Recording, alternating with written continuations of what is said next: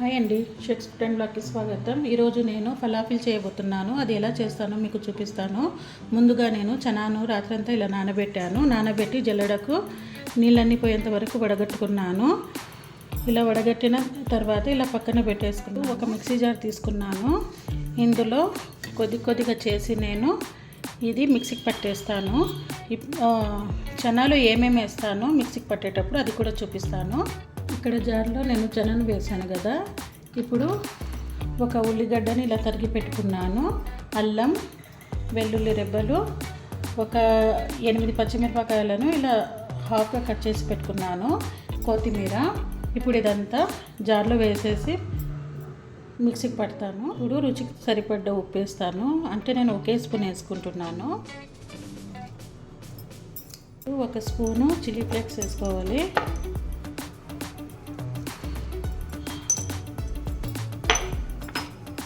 ఒక స్పూను జీలకర్ర పౌడరు,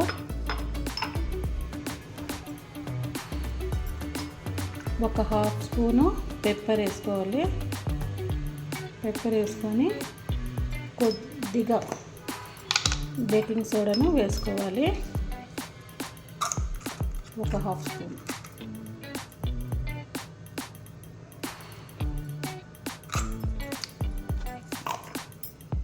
ఇప్పుడు ఇది బజ్జీలు వేసుకుంటాం కదండి, శనగబళ్ళ పౌడర్ అంటారు. అది బేసన్ అండి. అది ఒక 2 స్పూన్లు వేసుకుంటున్నాను.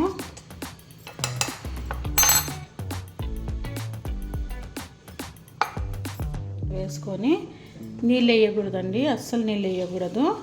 ఇది ఎట్లా అంటే వడకు మనం పట్టాం కదా, కచ్చాపచ్చాగా ఎక్కువ మెత్తగా కాకుండా అలా పట్టేసుకోవాలి. కావాలంటే ఒక స్పూన్ పెరుగు కూడా వేసుకోవచ్చు. నేను ఇక్కడ పెరుగు వేయడం లేదు. ఇక్కడ నేను మిక్సీకి పట్టేశాను. ఇలాగా కచ్చాపచ్చాగా ఎక్కువ మెత్తగా కాకుండా ఇలా మిక్సీకి పట్టేసుకోవాలి.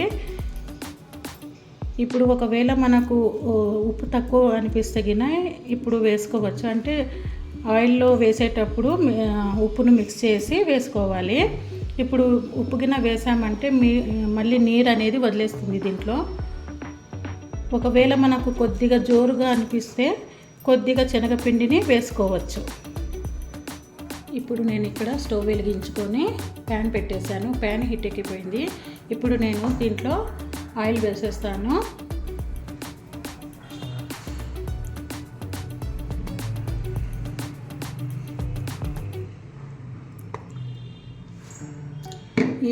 ఈ ఆయిల్ అనేది ఎక్కువ వేడి కాకూడదండి, మీడియంగా వేడి అయితే చాలు.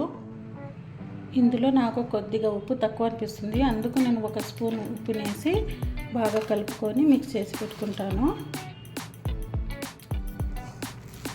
ఇలా బాగా మిక్స్ చేసుకున్న తర్వాత మనకు వడ షేప్ కావాలంటే, అంటే మనకి ఏ షేప్ కావాలంటే ఆ షేప్ చేసుకోవచ్చు.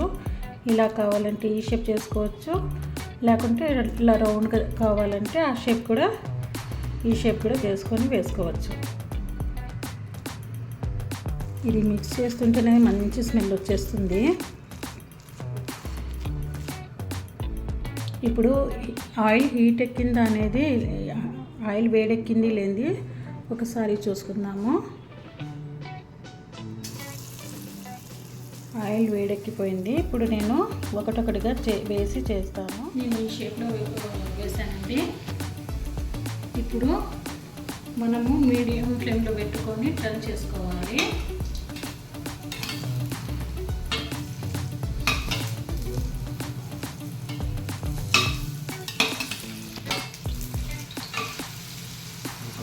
గోల్డెన్ కలర్ వచ్చేంత వరకు మనము ఇలా గోల్డెన్ కలర్ వచ్చేంత వరకు మనం బాగా ఫ్రై చేసుకోవాలి. చూడండి, ఇలా మనకు గోల్డెన్ కలర్ వచ్చేంత వరకు ఇలా ఫ్రై చేసుకొని ఒక గిన్నెలో తీసేసుకోవాలి. ఇప్పుడు రౌండ్ షేప్లో వేస్తున్నాము. ఇది ఆయిల్ ఎక్కువ హీట్ కాకుండా ఇది లో ఫ్లేమ్లో పెట్టుకొని ఫ్రై చేసుకోండి. ఎందుకంటే లోపల అనేది బాగా ఉడుకుతుంది. హై ఫ్లేమ్లో పెడితే మాడిపోతుంది తొందరగా, లోపల అనేది పచ్చిగా ఉంటుంది. అంతేనండి, మన ఫలాఫిల్ రెడీ అయిపోయింది. దానికి కాంబినేషన్ వచ్చేసి